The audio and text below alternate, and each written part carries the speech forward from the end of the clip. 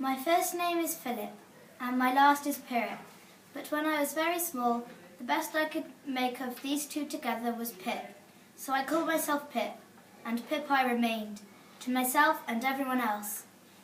I was the last of 7 children, and the only boy to survive.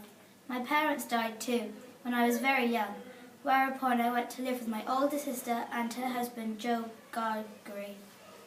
We lived near the river, within 20 miles of the sea, marsh country.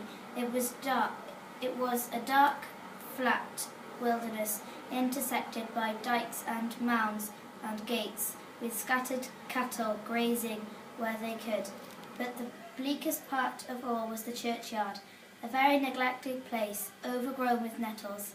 On a certain afternoon, as the light began to fade and a raw wind rushed in from the sea, I went alone to the churchyard to visit the dead of my family. Standing there, my parents' headstones and the row of tiny graves that contained my 5 brothers, such a mournful feeling crept upon me that I began to shiver and cry. "Hold your noise!" cried a terrible voice. I whirled about, fist to mouth. A fearful man had risen from among the graves. He was just dressed in mud-spattered grey, with an old rag tied about his head and a great iron chain on his leg. Right, stop you there, Sophia. How does the author here make us feel sorry for this character and feel pity for him?